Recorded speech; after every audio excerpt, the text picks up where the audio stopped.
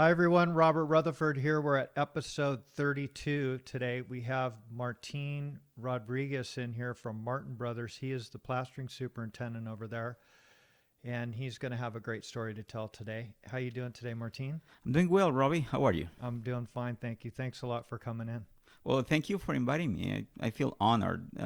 This is something that I think it's beyond my dreams in a way. I've seen many people whom I admire, people who paved the way for us to make the industry what it is nowadays, sitting in this chair. So definitely, I am honored. Well, thanks a lot. I know that you have a long history in the industry, and you're super passionate about it as well.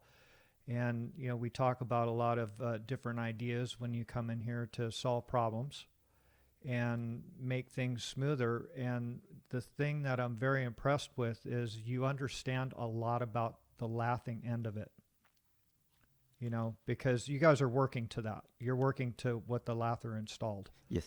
And you have your magic that's involved in making it look good at the end of the day. But you really understand a lot of how the lathing gets put together and to make your job easier and look good at the end of the day. Yes, that is true. One thing that I've noticed over the course of the years is uh, usually when there is a defect or a problem or a flaw in the plaster, it is the plaster that gets blamed. But a lot of the times it's not necessarily the cause or the root of the problem. Sometimes we need to do a little forensics and go into what happened behind the plaster. Plaster is only reacting to whatever is behind it, whether it's a structural issues or whether it's just a matter of installation. So I think I learned to develop that more inquisitive eye, and I get curious about things. So sometimes when I see a crack, I want to know what happened behind it. Sure. And every time I had an opportunity to go on a project where the wall was open, I will go behind and take a look at how the lath was put together. So that helps me understand what caused that crack and the shape of the crack, and what the material looked like, the plaster itself. I mean, I guess to the well-versed individual, there's plenty different types of cracks. It's not just a crack. The shape of it, the direction, the consistency, or where it occur. All those things actually have an explanation, and it helps to know where it originated to help us solve the problem on the next job. So now sometimes I find myself just before the plaster gets installed looking for the installation. Are we missing screws? Do we have plenty of screws? What the overlaps look like? And that sort of thing. But it's hard to read it in a book. You pretty much have to live it and learn it along the Absolutely. way. Absolutely. Well, and, a lot of guys just pass over that stuff and they go, that's what it is. And you really want to understand what is behind it, because like you said, nobody's looking at the lath, they're looking at the finished product, and that's what you guys are putting on the wall. That is correct. We rely heavily on standards. I mean, we have manuals, we have manufacturers' instructions, recommendations, tested assemblies, data that we can fall back on to know how we're going to put it together. But at the end of the day, if we don't follow that, and if there is a problem, who's going to be liable for it? The installer. So it's good to understand pretty much what the standards are, what the industry requires, and try to follow everything by the book. And if something goes wrong, at least you know that it's not because you didn't follow the specifications or the guidelines, but it just reduces the possibility of problems down the road. It saves you from some aggravation a lot of the times. Absolutely. Absolutely. Because, at the end of the day, you guys own it for 10 years, right? You'll be surprised. Some of the warranties now that we're being asked to put on projects, per specs, they're asking for up to 20 years of warranty on something that used to be only 5 years warranties. Is that right? Yes. Wow. That's kind of sticking your neck out and Uh, and being very confident in what you're giving your client. We try to conduct our due diligence to the best of our abilities to make sure that we cover all the ends. But you're right. It's something that makes you a little bit hesitant sometimes about doing something that's out of the ordinary or out of the standards. We pretty much find ourselves looking for approval being condoned by everybody. If it's a building official, we want to make sure that they approve of what we're doing. If it's a designer, we want to make sure that we run it by the architect, and that way we're all part of the structure that puts the building together. I mean, infrastructure. And also manufacturers, they play a big role in this. They spend a lot of time and resources just testing their products to make sure that they have a consistent product to offer to us. And architects rely on that. They read all these documents, they read all these data sheets, and they expect that type of result. So when you have an owner or an architect that invested, pretty much placed their trust in what you're doing and giving it to your company, and they see flaws or cracks, they feel that they are not getting what they pay for. So the best we can do is try to follow pretty much everything that we have at our disposal that will help us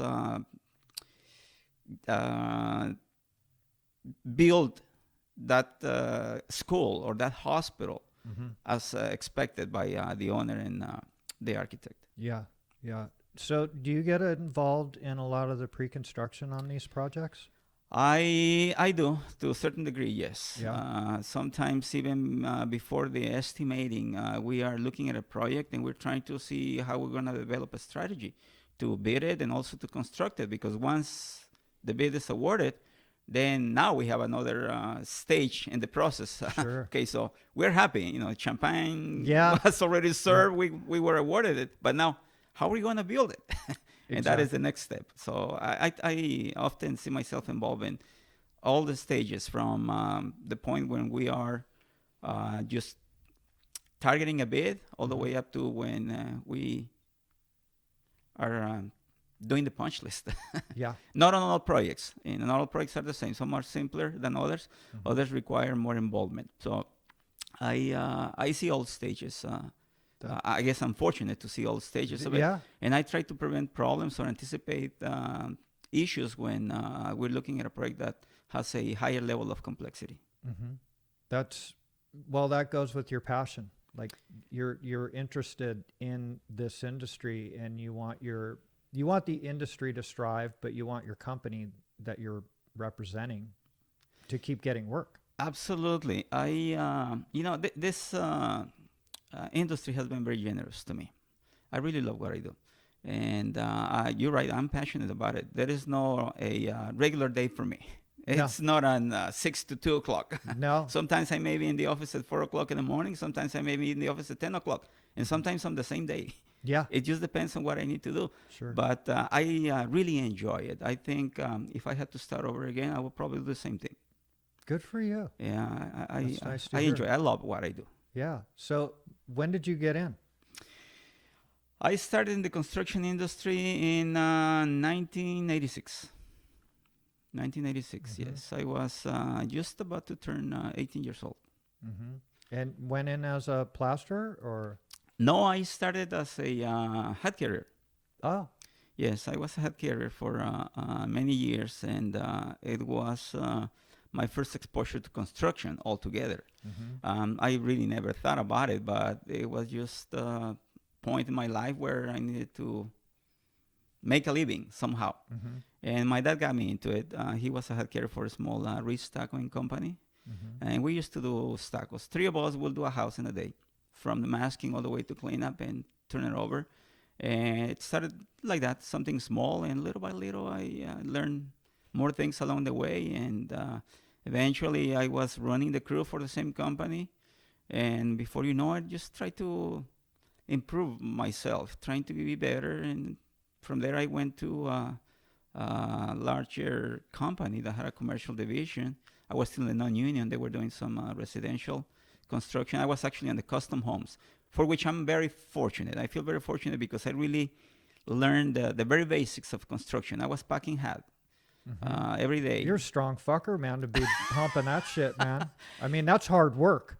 It is hard work. That is very hard work. It is hard work. The hut probably weighs about, well, there are 2 sizes of huts, right? Yeah. You have the finished hut and the brown hut. Yeah. The brown hut, we used to get only 2 huts out of a full wheelbarrow.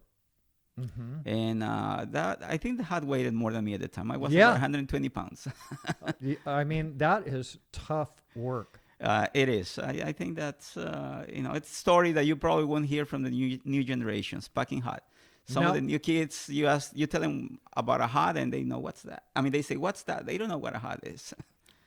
Well, now they know, right? Well, what is it? For those people who don't know. Okay, well, the history of the hat actually dates back to Europe, if I'm not mistaken. In Europe, they used to use the hat. It's an accessory, not accessory, it's a tool. In order for builders or masons to bring the material up to the scaffold, to the higher levels, they have to, you cannot shovel bricks, right? Exactly. Right. And if you bring in one brick at a time, when there is no stairways inside yet, you're never gonna get done. So what they did, they made this contraption that's like, I will say it's like half of a cube in a way, elongated cube. Yep. All right. Well, what they did, they used to put the bricks, stack them neatly, and the hot carrier, it has a handle, so you rest it on the shoulder, and then you grab the handle, and then you climb the ladder. You used to climb the ladder with it. And once you get up to the upper levels of the scaffold, then you unload the hot. And the brick layer will take the bricks and set them on the wall. Well, that same hot used to be used for bringing the mortar also. So you could bring bricks and you could bring mortar with it. Universal. It was. It actually was a very versatile tool. Yeah. You could load up a mud board with just one hot. Okay. So it has the advantage. It had the advantage of really increasing your production, but it was tough work. I mean, you're talking about climbing up a ladder with a hat, holding it with one hand, and only grabbing yourself with the other hand while you're climbing the ladder, and with about 100 pounds on your shoulder. Yeah, and the ladders, the rungs were closer together. Yes, they were about 4 inches apart. 4 inches apart, and to make it easy, because obviously you cannot climb with 100 pounds on your shoulder rungs that are standard 12 or 14 inches. Yeah. So it was a specially made ladder. It was a very heavy ladder and a tall ladder. Yeah. Yeah. So it made it challenging just to move the ladder alone, but it made it easy to climb it. That's probably one of the reasons that the hot could not be used in the United States anymore. I think it was 1986, OSHA had some revisions to the regulations. So you could not use the ladder anymore, and you could not use the hot, because the moment that you're climbing up with a hot, you have to be grabbing on with one hand. Right. And you lose your 3-point contact. At one point when you have to let go of your hand, you only have 2 points of contact on the ladder. So that made it, I don't want to say illegal, but it just could not be used anymore. Right. So when you were climbing with a hod tool, Yes. when did you incorporate the pulley and the rope and the bucket? When you couldn't use the hot anymore. Got it. Okay, so you went all the way to that point until you couldn't do that anymore. Yes, you could do well, keep in mind, we're talking about residential work, right? Sure. If you're working on, let's say, a commercial building, then you probably have access to the stairs inside. Yeah. Nowadays, it's the man lift. But back then, it was mostly 2-story homes. So you could climb up the outside of the scaffold with a hod. There was no really need for a pulley, but it was slow if you were to use it. Now, if you were working on something that's taller than that, then you probably will be using the pulley. Got it. But it's a slower process than the hot. And nowadays, it's a matter of safety. It's Sure. mainly for safety. Yeah. Well, now it's all pumped. It's all pump. Yeah. Exactly. Yeah. So when did you start actually, how long were you a hod carrier before you actually started spreading mud? I think I started learning to spread mud probably 6 months after I started. Okay. Yeah. So pretty So quick. I did the hot carrier duties and also the plaster duties. So depending on what the job needed, or what the crew needed, I could switch back and forth between being a hot carrier or being a plasterer. And once I joined the union as a hot carrier. So I pretty much did my entire career as a hot carrier before I moved into the office. Oh, is that right? Yes. That's what you were Yes. under, the hotties. But nevertheless, I was always able to plaster. Sure. Were you ever running a nozzle? Just sporadically, very Got it. very seldom. Mm-hmm. Most of the time, I mean, I did pretty much everything on the plastering crew, except that I was not the nozzleman on it all the time. Sure. All right, I probably spend more time on the finishing side Ah. than I'm floating Mm-hmm. than spraying with a nozzle. Got it. And the same goes to fireproofing. I did some spraying with fireproofing on the nozzle, but most of the time I was performing the duties of the hot carrier. So when you were spreading mud, did you guys used to use? Were you using plastic cement? Yes, on residential, it's almost the standard using plastic cement. And Uh, why is that? my understanding was that it has more flexibility. There is something about plastic cement, the plasticizers in it that make it more suitable for residential work. Mm-hmm. I think the specs are slightly different on commercial work. We pretty much have to stick to ASTM C926, which it's actually for Portland cement. Mm-hmm. Plastic cement is not very often used on commercial work. Mm-hmm. I think it has to do with pretty much the specs. They always call that ASTM design or testing. You know what that is that they put in there for the plasticizer is for the flexibility is detergent. Detergent. Yeah, it's soap, and guys would like that.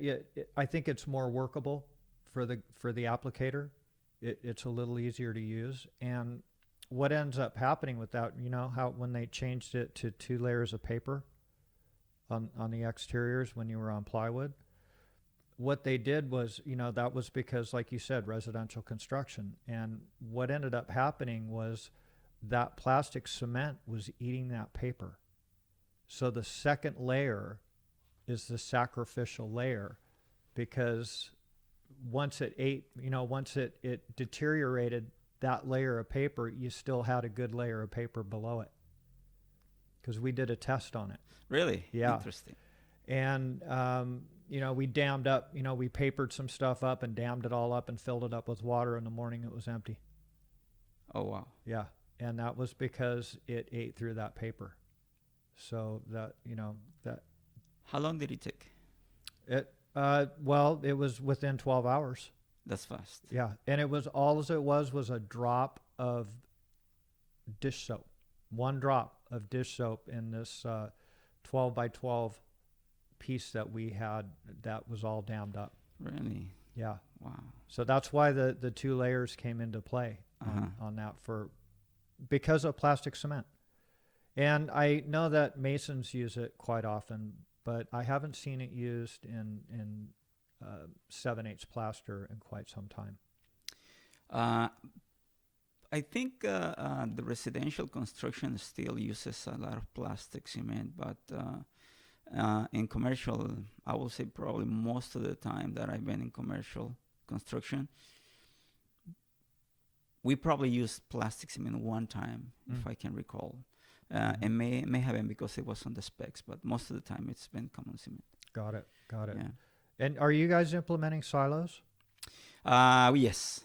Yes, it all depends on the project needs. Sometimes palletized material in the 90-pound bags seems to work better. When we have the room to set up the pump and the silo, we use the silos. Mm-hmm. Yes. Yeah, well, they're getting popular because a lot of these jobs that are happening, they're so tight, you know, that you don't have room to spread out and put the sand pile in there. There are a couple of reasons that I think make it more advantageous. Actually, the silos I mean, we've seen them more recently being used on projects, but they are not they're not a new idea. I remember back in the 90s, there was this company, Silotech, that actually had him. But it seems like it took just as long to fill up the silo as it did to mix it, to use it. So, and there was some issues with workability of the material. When it first started, it was being discharged from the silo through a continuous mixer and down into the hopper. But it seems like it was just what we call dead. Material didn't have any air entrainment in it. So it was hard to work with.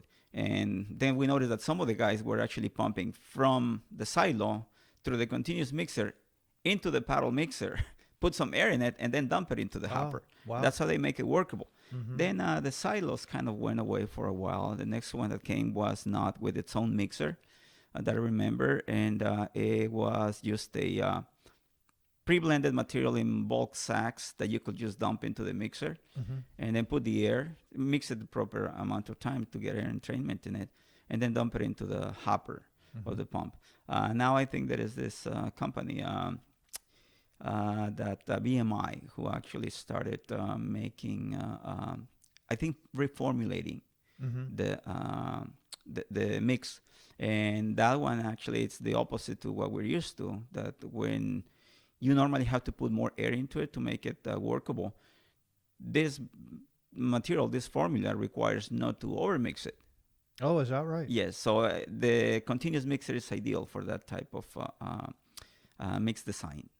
It works better when you mix it less time than what we're normally accustomed to. That's interesting. Yeah. The other reason that I think made it more convenient to use the silo is inspections. A lot of times inspections, you have inspector that reads the standard ASTM C926, and it gives you a range. It tells you you're supposed to mix 2.5 to 1, between 2.5 and 4 to 1 of binder to aggregate. But it's a range. And some inspectors are reading it as if it was a structural component. They want you to measure the exact amount. Well, how can you do that when you're shoveling sand all day long into the mixer and trying to keep up with it? Yeah. So what they did, they said, well, I want you to measure it. So they made us build a cubic box that we had to fill it up and then make sure it had no more than the cubic foot, no less than that. And then you pick up those 100 pounds of sand and dump it into the mixer, and he measures the time. You're never going to be able to keep up with the pump by doing that. So the pre-blended materials have that convenience that you don't have to measure anything because it's already measured. Correct. So you just hand them out the data sheet and tell them, look, this complies with ASTM C926, and there is nothing we can do to modify it or alter the mix because it's already blended at the factory. Sure. So that kind of gets that responsibility or that liability of the mixerman, because before they used to be blamed for not putting enough sand or not putting or putting too much sand. Sure. Right. Now there is no way that can be altered, and so the inspector, can really make us measure it anymore. If they have any issues, I think the manufacturer can give them the answers for any questions that they have in regards to the mixing ratios. But that's one of the advantages. So you cannot say, well, the mixerman is tired or the mixerman is too far from the gun. Sure. No, not getting the right ratios. The other one is the convenience of not having to request a large area for the pump to be set up. Yep. Because you need to have access with forklifts to stock your material, and also you need to have access for the truck and trailer to be done behind there. Yep. And then at the end of the day, when you're done, you run out of material, you run out of sand, and then you're short. Yep. Or you end up with a large pile of sand that you don't know what to do with. Exactly. Right? Exactly. So the silos or the pre-blended materials Sure. actually help us mitigate those issues. Yeah. Yeah. And it's all, since it's pre-blended, all the sand is all dried and everything. So Yes. it performs different when it. Yes, it does. In fact, we've noticed a difference in batches, probably at the factory. We don't know if they always get the sand from the same quarry. When we had the field mix, we always knew what to expect and how to make the adjustments, because you can change the mix by adding a shovel or putting one shovel less or 2 shovels of sand, depending on which quarry it came from. Sure. We were almost able to identify whether this batch of sand was coming from Fillmore or the Corona quarries. We could tell just by the color of it. So we know how it will behave inside the pump. and we made the adjustments right on the spot.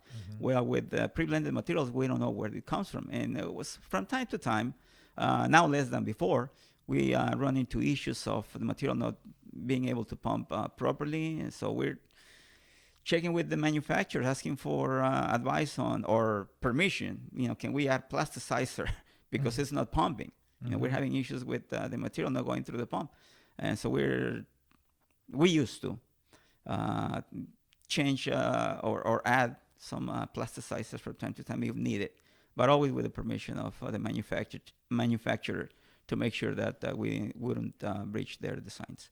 And after all, the warranty is also going to come from them, so they needed to be on board. Yeah, well, you didn't take it upon yourself to do it. You consulted them and said, hey, we're having some issues with this stuff. Can we throw a scoop in or throw some more cement in? Yes. To make this happen. Exactly. I think it's too much liability, making an arbitrary decision. If you trust the manufacturer to give you a reliable product, well, you need to make sure, in my opinion, to make sure that they are on board. And if they have the technical department that is working on the mix design, they also need to know. Sure. If there is something lacking, whether it's plasticizer or more aggregate than what's workable, they need to know, because the next time we order the material, we don't want to have to make that call or be adding more lime or one of the other plasticizers to help us pump it through. We'd rather just be able to mix the material the way it's written in the data sheets. What is your opinion on, for 3-coat stucco, what is the most important coat in your opinion? I think both are important, scratch and brown. Finish, obviously, it's the aesthetics of it, but you cannot have a good brown if you don't put a good scratch coat. You have to pretty much be able to have or have a good king, mechanical king, from the brown to the scratch coat. But also, you need to make sure that the lath is properly covered. So I really don't think there is one that's more important than the other. Obviously, for a matter of aesthetics, is the finish coat. But then again, you can change the brown coat slightly depending on what kind of finish you're going to be applying. In fact, in the preparation, you need to know what kind of finish the wall is going to get to know how you're going to work the brown. It all comes from, even goes as far back as the masking. You don't treat the masking the same way if you're going to be applying a dash coat versus a smooth finish coat. And then if there's going to be acrylics with fiberglass reinforcing mesh in it, that also has to be taken into account during the masking and the brown coat. So you need to cut it in if needed, or just bring it flush, depending on the finish. Sure. I think they're all important. I really couldn't say if there is one that's more important than the others. They're all important, in my opinion. Got it. So crack isolation, you guys are, sure you're doing some jobs where you're putting mesh on there. So when you do that, are you browning it and then coming back with a base and mesh, or are you embedding the mesh in the brown? We are coming with after the brown is completed, while we are waiting for the curing, the full curing process, we install a polymer modified base coat with a fiberglass reinforcing mesh.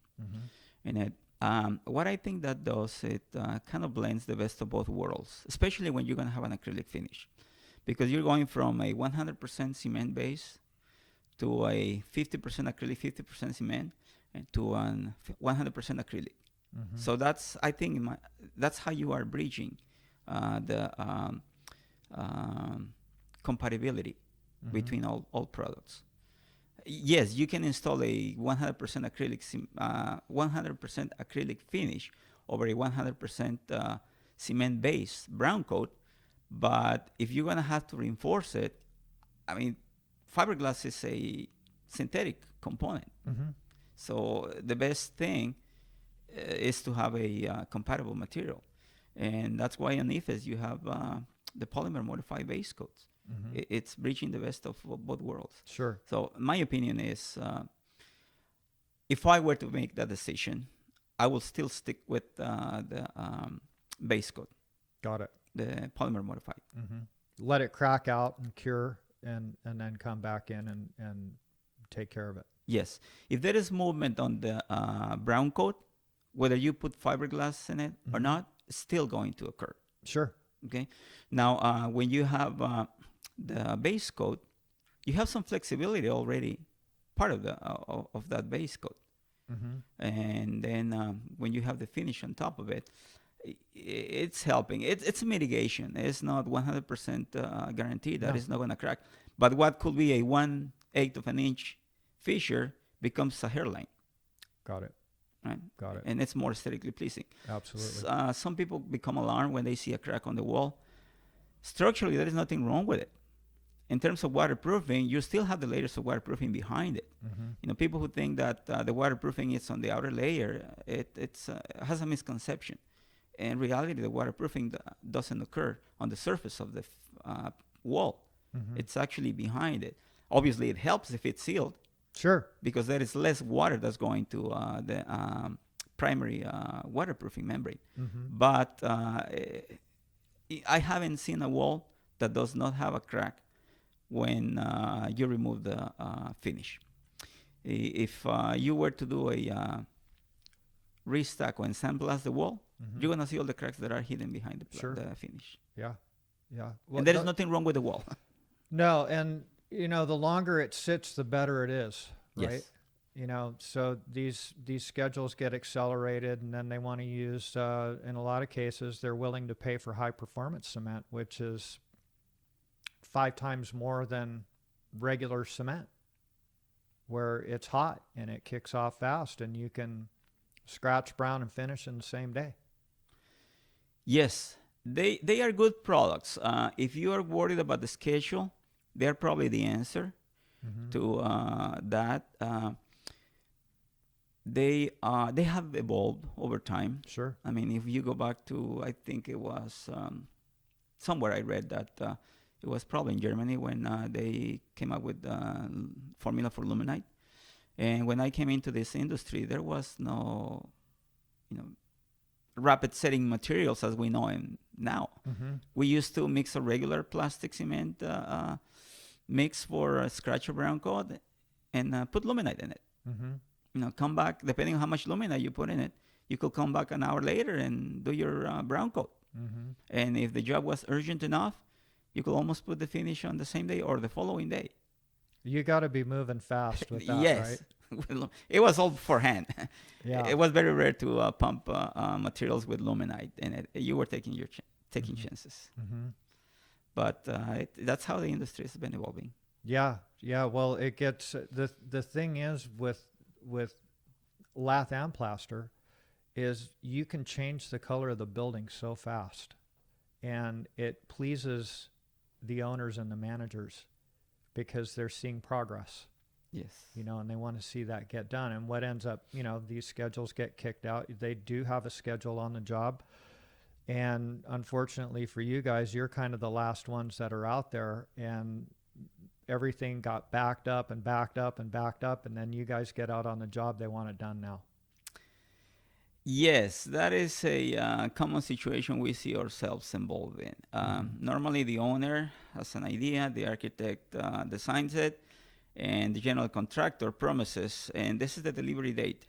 Mm-hmm. And the starting date was over here. Well, with all the delays, everything moves except for this. Yep. So we get a condensed schedule where by the time we set foot on the job site, we're already behind and we haven't even started. Right. Every job is hot. Yes. They're all hot. Yes. Get this, change the color of it. Uh-huh. Get some stuff on the walls. So the longer these projects sit with the brown on them, the better off the finish is going to be, because all the cracking is happening. Yes, I agree with that. Although I've noticed that it occurs to a certain extent. We've been on buildings where they wanted a fast turnaround, and we use fast setting cements, and then we finish it the following day. We were working on the Anaheim Stadium when the Rams left back in the 90s, and Disney took over the baseball team. So they did a major remodeling of the stadium, and this is probably the fastest I've seen plaster turn around. It was 5 o'clock in the morning when the lathers, they worked through the night.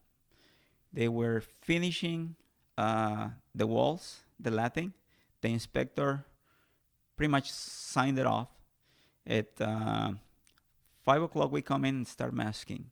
By 9 o'clock, we're applying the scratch coat. By 12 o'clock, we're applying the brown coat. By 5 o'clock, we're applying the finish coat, acrylic finish, on the same walls in the same building. By 6 o'clock the next morning, the painter is painting our finish. Is that right? It was surreal, unbelievable how fast that was moving. How many yards was that? That was one of the concession stands that I clearly remember. It got ingrained in my memory because I couldn't believe how fast it was moving. Mm-hmm. That must have been probably about 300 yards, roughly. And we were just pumping everything except for the finish coat on the same pump. We just take a break and then turn around and start browning. Yeah. And then, the acrylic, it was an acrylic finish, so it was there. Everything got delayed. Obviously, the plaster couldn't get delayed, so we had to find a way to make up the time. Yeah. And it was unbelievable how fast that was moving. Well, and once in a while, we get a job like that where.